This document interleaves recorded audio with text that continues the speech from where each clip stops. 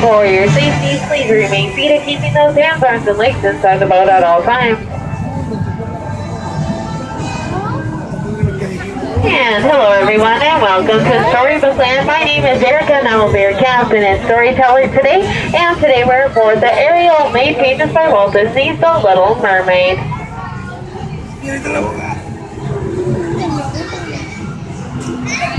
And to start off our whale and tail, we will be eaten by Monster the whale.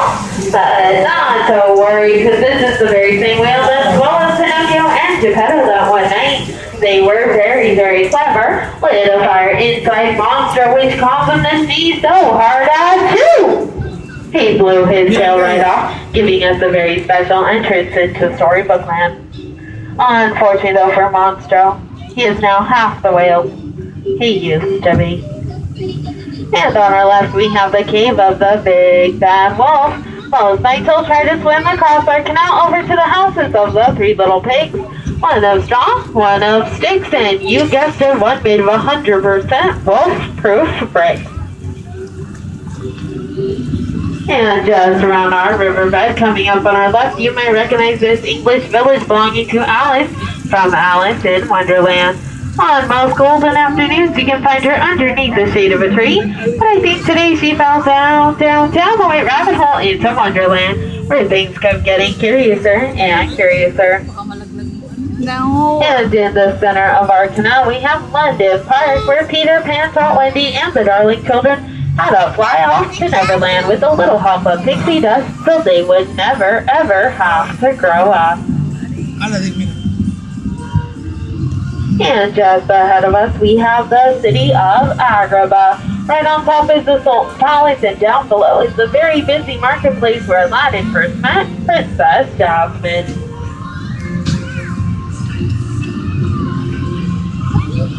Now, they say Aladdin was the Prince of Thieves, but if you ask me, the only thing he stole that day was Princess Jasmine's heart.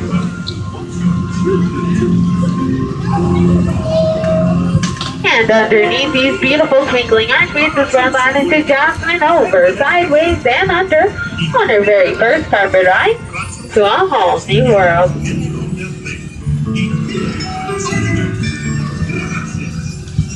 But watch out everyone, because unless you are the diamond in the rough, I suggest keeping those hands inside the boat, because we're now heading into the Cave of Wonders. This is the very same cave that Aladdin found that magic genie lamp. If you close your eyes and make a wish, it just might come true.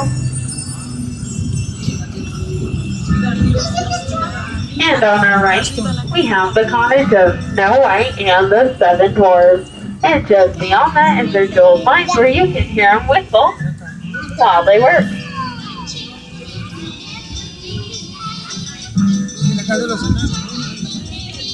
And on our left we have the Blue Chateau, where Cinderella used to live with her evil stepsisters and stepmother.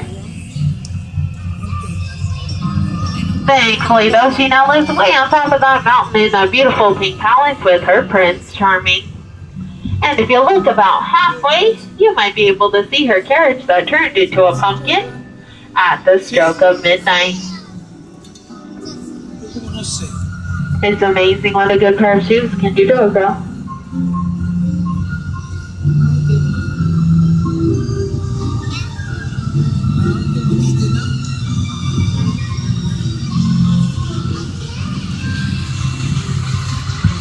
And on our left we have our one and only giant patchwork quilt. It is made up of 23 different desert blooms, and it is our most unique garden here in Disneyland. And if anyone was wondering, yes, all our plants here in Storybook Land are 100% real. They evolved and miniaturized by a special process known only by Tinkerbell and a few of our lucky Disneyland gardeners. Storybook Land is also home to one of Disneyland's oldest residents. One of our plants here is 150 years old. Some of our plants here were also planted by Walt Disney himself. And coming up on our left, we have the House of Modest Mouse and the not-so-modest Mr. Toad. You can join them both here in Fantasyland, off to wild ride to nowhere in particular. on our left, we have our 3 Dutch windmills. The middle mill is most famous for holding all those animals in the harsh winter storms. In the tail, the old mill. And just ahead of us, underneath those alpine mountains, is the village where Pinocchio grew up. You can hear him celebrating those, because thankfully Geppetto made a wish upon a star, and now Pinocchio is a real boy. And on our left, you might recognize this willow tree as the very same tree that Sebastian serenaded Prince Eric and Princess Ariel underneath. That one night they almost shared their first kiss.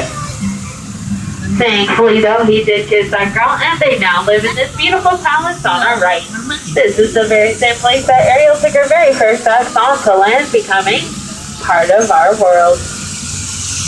And if you're wondering if you ever met your family, well, not to worry. If you take a peek on our left, you might be able to see the city of Atlantica, where she grew up, and where her father, King Triton, still lives there today. But unfortunately,